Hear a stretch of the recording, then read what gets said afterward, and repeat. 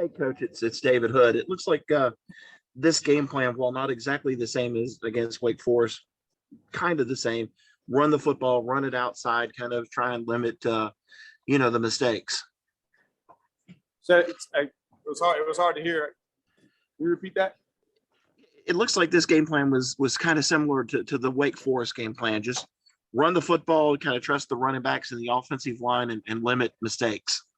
Oh, no doubt. We knew we were going to have to run the ball. You look at the breakdown on South Carolina's defense; they're top 15 in pass defense. With where we were from a personnel standpoint at wideout, and the backs have really started to come on. Finally had some cohesion and continuity on the offensive line, and then coming off the performance against Wake, I knew these guys had some confidence. So it's kind of what we were doing well against the area where they not as well on defense, and so. We wanted to establish the run, really challenge the guys to establish the line of scrimmage. Thought we got off to a good start, fast start with the drive there. Thought DJ did a good job of what we asked him to do. Obviously, the numbers weren't as high as they've been in the past, but I thought he managed the game efficiently. Had a couple of plays that you want to get back, but really proud of the guys being able to establish the line of scrimmage, run the ball, and then no sacks when we didn't need to throw it. Tony, this is Larry Williams. Is the two-back stuff just sort of the next phase of this offense? Just curious what with that. We've done a little bit of that in the past. I think you remember when we finished out the game in Santa Clara, we were in a two-back set, had two running backs in the game.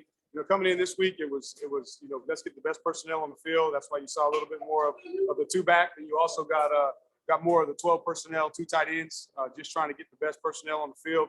They did a good job of aligning and adjusting to the 12 personnel stuff. I was hoping to catch them off guard just a little bit. And then in the passing game, what they said tonight is we're gonna press you, make you convert, and make you throw the low percentage throw. But a good thing the run game was going, and the two back stuff kind of caught them off guard, and we had enough variety within that package to kind of keep them on. Hey, Tony, this is Anna with Clemson 24/7. How pleased were you with the play of the offensive line, especially that interior? It seemed like they were really getting good push in the run game. Good push in the run game. The backs were able to get going and get some momentum before any contact. So really proud of those guys. Thought they did a good job of just establishing the line of scrimmage. From the get-go, we were able to run the football and had a lot of success in the second half. I mean, in the first half, second half, we only had 5 possessions. We were able to score 3 of the 5. Would like to have run it just a little bit more effectively in the second half, but when we needed to, we were able to get it done.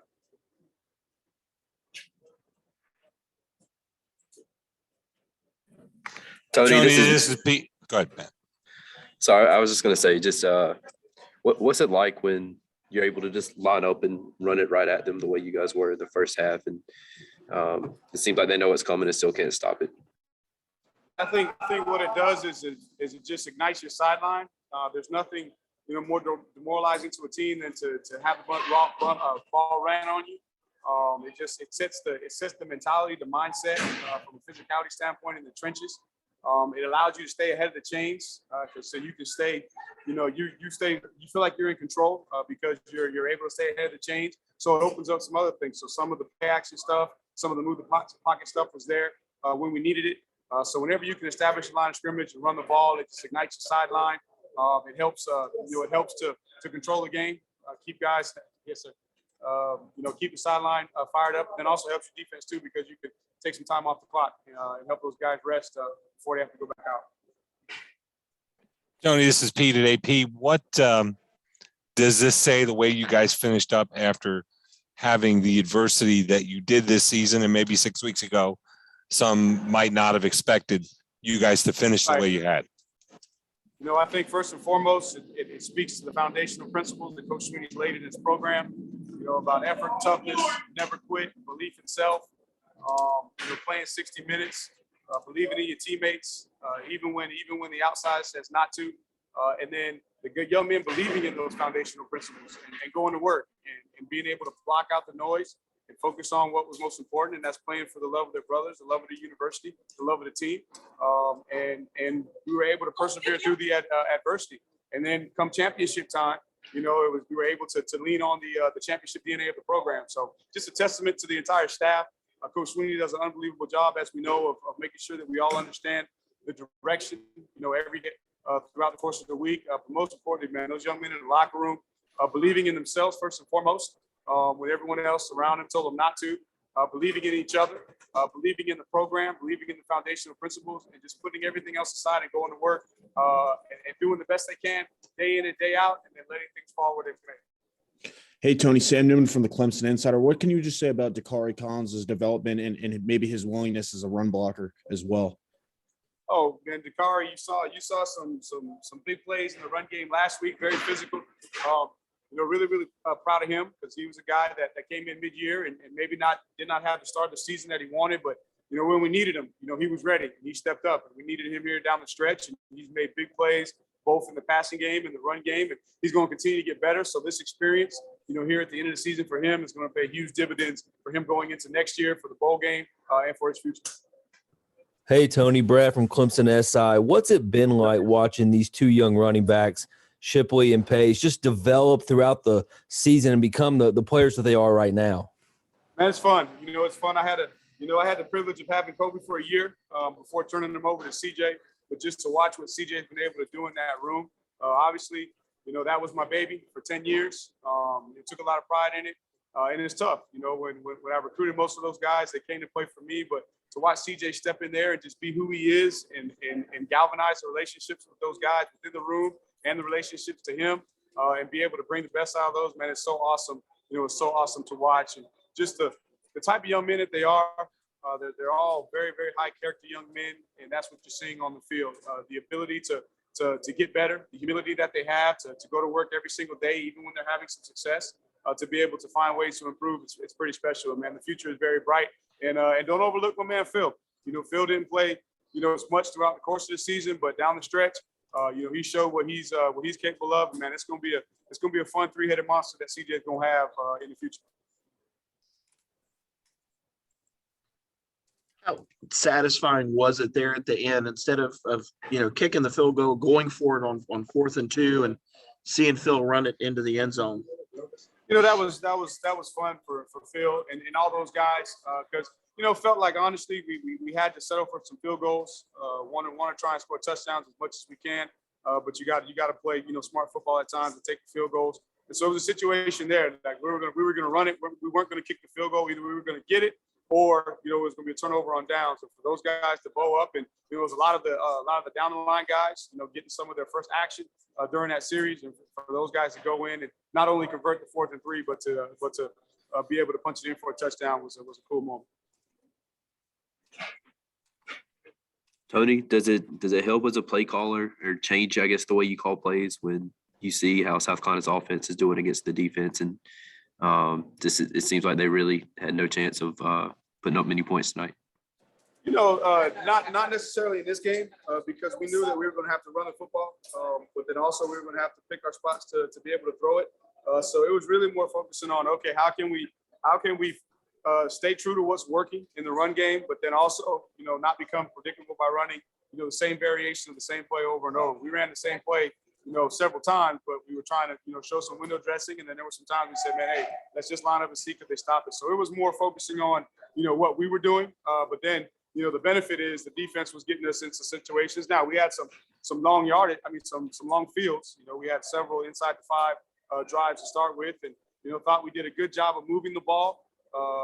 Did want to finish a couple of those drives with some touchdowns, but overall, really, today was about focusing on what our guys were doing well and continuing to make sure that we give them enough help as coaches to make sure. And a lot's going to be said maybe about that 4th and 1 there, but that was on me. Just trying to probably outsmarted myself. Thought maybe we could draw them offside. Had a little dummy play there, and they flinched, but they didn't jump in the neutral zone, and so we wasted the play there.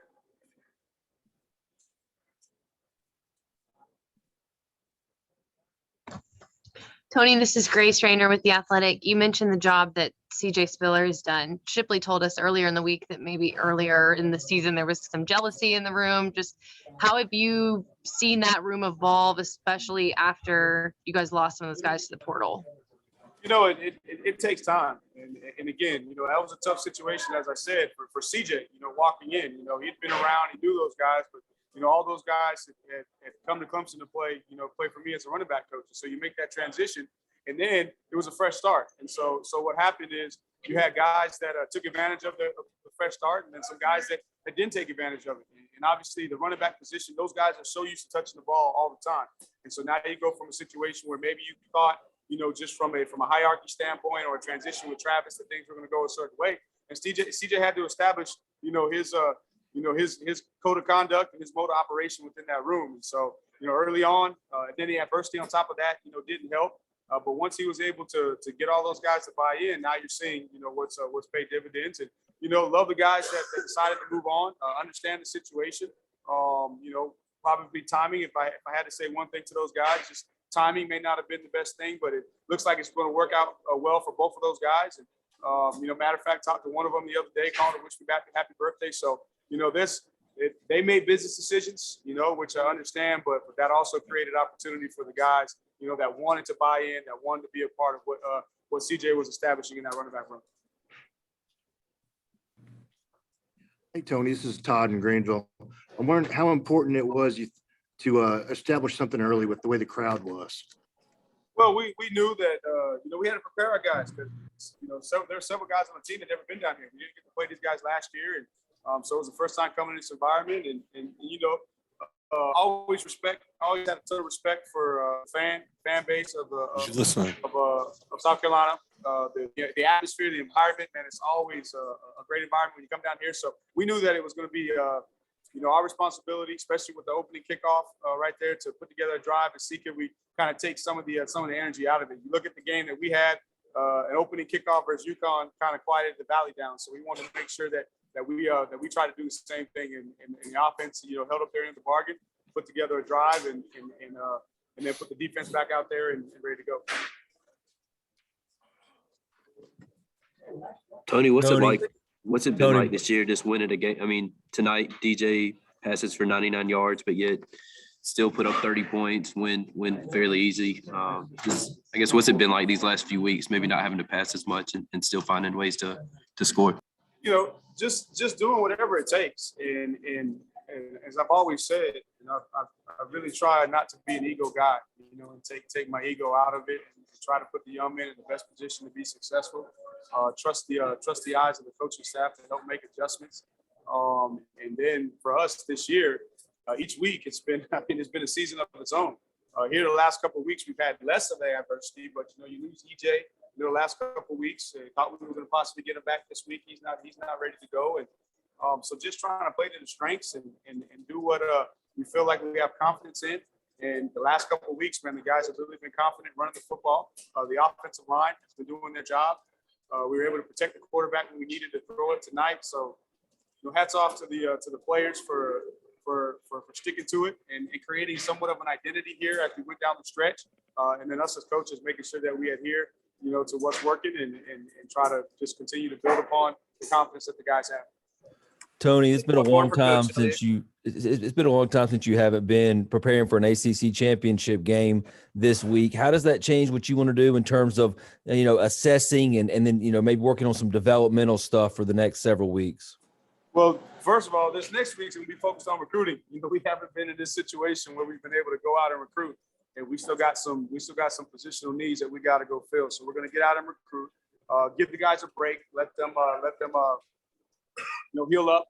We'll have the support staff working on, our sales scout, being able to understand kind of how we finished, and also start prepping for the bowl game. Probably won't know who we're going to play for another week or so. So this next week will be focused on recruiting, the guys getting healthy, and then the guys, the support staff, will start to put together some of the postseason stuff for the bowl game, but then also some of the stuff that we'll do to analyze ourselves. And then when we come back the following week, it'll still be some recruiting, but then we'll get more geared in on preparing for the next opponent. Take one last question for Coach Elliott, if anybody's got one. Okay, hearing none, thank you very much, Coach Elliott. I appreciate it. Thank you. Will Shipley coming up here in just a moment.